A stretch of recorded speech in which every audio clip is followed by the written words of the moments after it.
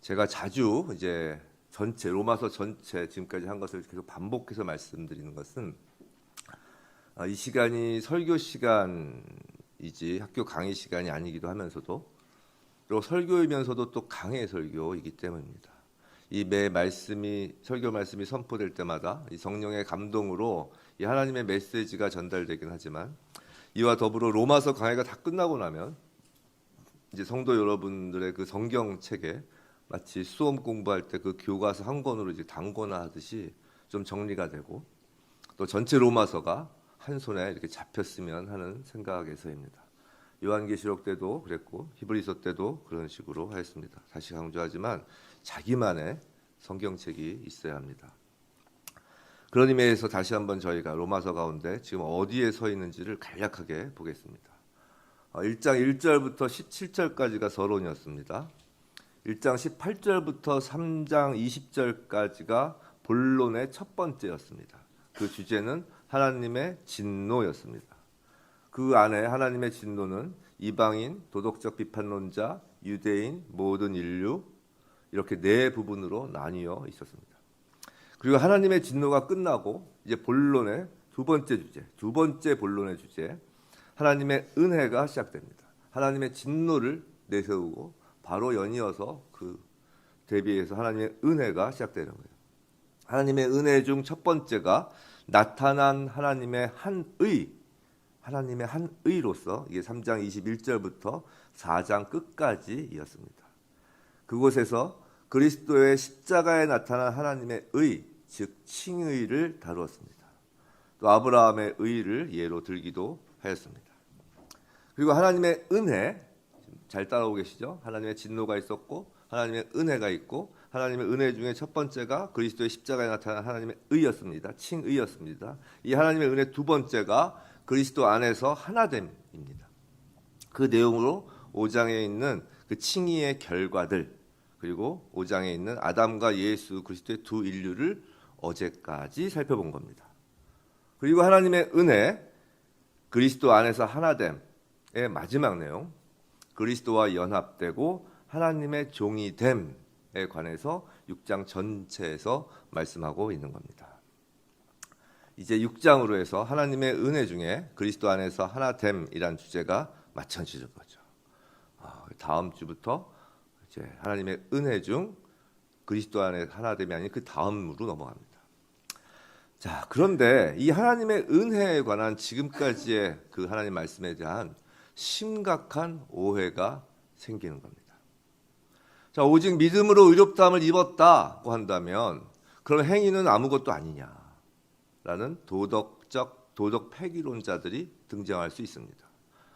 또한 어제 본 로마서 5장 20절, 사실 오늘 말씀은 어제 로마서 5장 그 아담과 그리스도 그걸 쭉 연이어서 이제 보시는 게 좋은데, 5장 20절, 21절 그에 연이어서 쭉 나가는 겁니다. 근데 그 5장 20절을 보면 죄가 더한 곳에 은혜가 더욱 넘쳤나니 라는 말이 있어요. 즉 이 말은 죄가 크고 깊을수록 은혜가 더 크고 깊다라는 말씀인데, 이 말씀에 대해서 그럼 은혜가 더 넘치기 위해선 더더욱 죄를 지어도 되겠네? 라고 아주 유아기적인 발상을 인간들이 한다는 거죠. 사실 이런 오해와 신앙의 불균형은 그 당시에 바로하고 있었던 영지주의의 영향 때문이기도 합니다. 이 영지주의는 이 영과 육을 이분법적으로 딱 분리해서 영은 거룩하고 육은 더러운 것, 썩을 것이라고 합니다. 그래서 이 영만 거룩하면 되니까 육은 마음대로 내놔도 된다는 거예요. 그래서 마음대로 두니까 쾌락주의, 도덕적 방임으로 이어진 겁니다. 그런 배경으로 오늘 본문 1절은 이런 질문으로 시작하는 거예요. 그런즉 우리가 무슨 말을 하리요? 은혜를 더하게 하려고 죄 거하겠느냐? 은혜로 받은 믿음만 있으면 된다고? 그리고 은혜는 죄가 더한 곳에 더욱 넘친다고? 그럼 바울 당신 말대로라면 은혜를 더하게 하려고 계속 죄 거하겠다는 말이냐? 라고 질문을 하는 겁니다. 이에 대하여 하나님은 즉각 강경하게 말씀하시죠. 2절, 그럴 수 없느니라 단호합니다. 하나님은 당신의 뜻과 정면으로 배치되는 것에 대하여는 매우 단호하십니다. 그럴 수 없는 이유는 죄에 대하여 죽은 우리가 어찌 그 가운데 더 살리요. 죄 가운데에서 살 수 없음을 강조하는 겁니다. 죄에 대하여 죽었기 때문이라는 거죠. 그런데 죄에 대하여 죽은이라고 할 때 이 죽은은 헬라어로 부정과거 시제를 씁니다.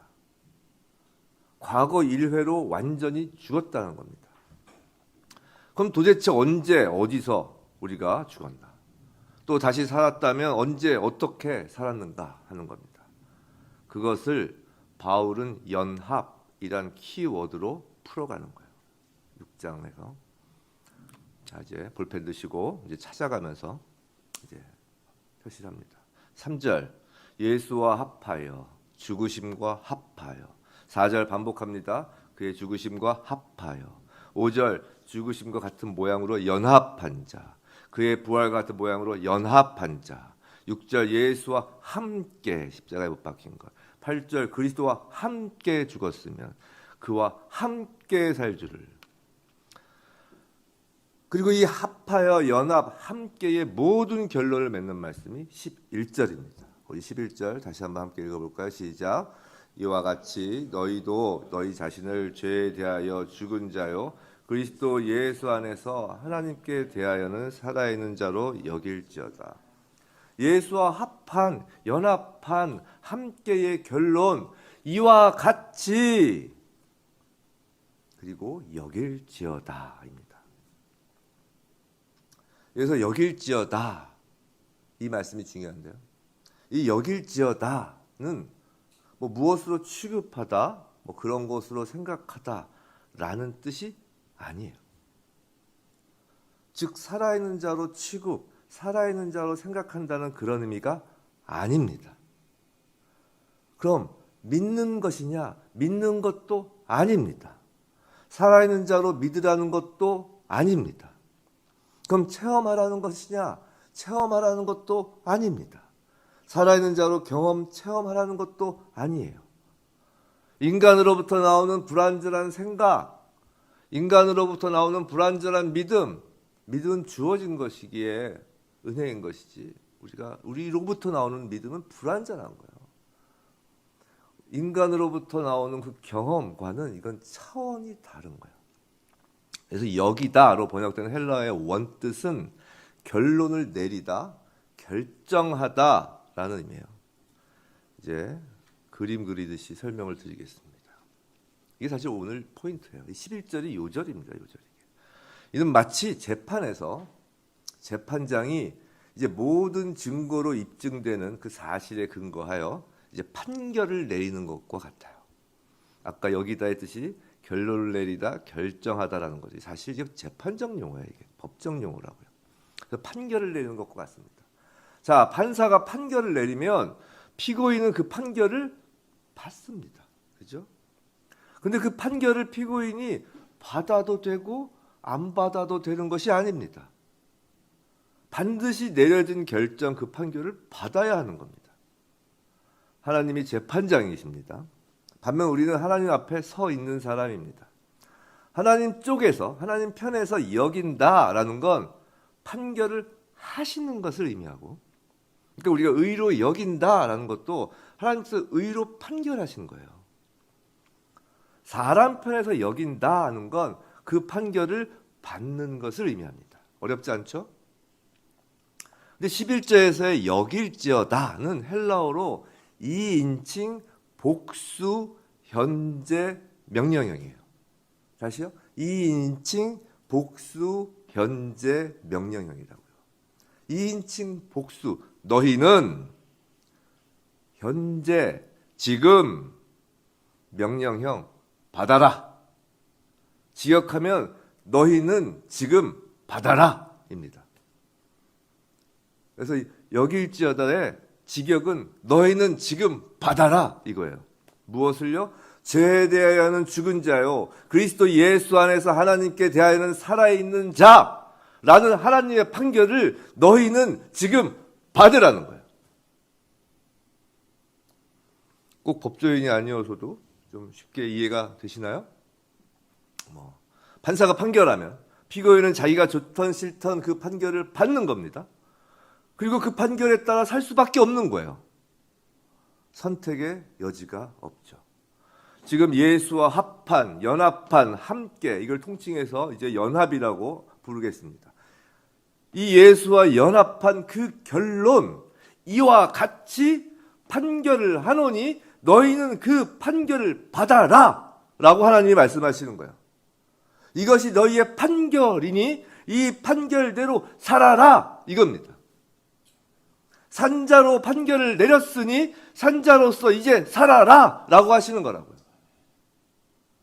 6장 3절부터 10절까지는 이 판결문의 근거가 되는 예수와의 연합에 관한 내용, 즉 연합하여 죽고 연합하여 사는 내용들을 기술한 것이고, 그리고 11절 이 판결 이후에 12절부터 23절까지가 판결문을 받은 우리가 어떻게 판결문 내용대로 살아야 하는지에 관한 내용인 거예요. 11절을 기준으로 앞과 뒤가 나뉘는 거죠. 그래서 하나님의 은혜 중 그리스도와 하나됨의 마지막 주제가 그리스도께 연합되고 하나님의 종이 됨인 겁니다. 법조인 아닌 분들도 재밌죠? 재밌죠? 아직 법조인 분들은 뭐 아주 실감이 생생하게 나실 겁니다. 자, 그럼 도대체 그리스도와 연합이라는 것이 무언가요? 라고 또 그렇게 물어보신다면, 이 연합의 개념을 물어보신다면 그건 어제 새벽 예배를 보지 않으신 거예요. 참 오늘 새로 오신 분도 계신데 안타깝습니다. 어제 충분히 학설로도 또 성경 속에 노아부터 그다음에 누구예요? 자, 이렇게 설명을 했고요. 또 성경 말씀으로도 히브리서를 통해서도 자세히 설명하고 입증된 거예요. 지금 바울은 그것을 전제로 어제 그 아담과 비교까지 해가면서 설명할게 이제 그걸 전제로 다 안다는 것을 전제로 오늘 주제로 넘어가는 거라고요. 바쁜 새벽이라 도저히 리바이벌은 못 해드립니다. 어제 설교를 한번 보시면 됩니다. 그래도 연합을 쉽게 한마디로 한다면 예수님은 포도나무, 우리는 접붙인 가지, 하나님은 농부, 우리는 포도나무에 접붙인 가지인 겁니다. 가지가 뛰어가서 붙나요? 아니죠. 농부가 갖다 붙입니다. 그렇게 연합된 겁니다. 사실 어제 말씀드린 그 대표성보다 방금 말씀드린 게 더 쉽죠. 어제 대표성 되게 어려웠어요. 그래도 어제 것 안 보신 분들 보세요. 연합은 단순히 이런 접붙여진 것보다 더 깊은 의미가 있습니다. 자, 2절을 그럼 다시 한번 보겠습니다. 그럴 수 없느니라 죄에 대하여 죽은 우리가 어찌 그 가운데 더 살려. 자, 성경은 분명히 죄에 대하여 우리는 죽었다고 하는 겁니다. 과거예요. 예수님의 단 한 번의 죽음에 우리가 연합하여 우리도 단 한 번의 죽은 겁니다. 여기서는 바울이 고린도전서에서 말하는 내가 날마다 죽노라와는 좀 다른 개념입니다. 근데 어째서 우린 계속 죄를 지으며 사는가 말입니다. 아니, 죄에 대하여 죽었다면서 왜 죄에 대하여 즉각 반응하고 내 안에서 무언가 뜨거운 것이 올라오느냐 말이죠. 죄에 대하여 죽은 우리, 이 말씀을 좀 오늘 자세히 알아볼 필요가 있어요. 먼저 죄에 대하여입니다. 여기서 죄는 죄의 실체를 의미해요. 아까 본 11절에서 죄에 대하여, 하나님에 대하여를 서로 이렇게 대비하죠. 이 하나님 대비되는 이 하나님이 실존하시는 것처럼 죄도 그 실체가 있다라는 거예요. 그 이름은 여러 가지로 불리죠. 우리 모두 참 잘 아는 그런 이름들입니다.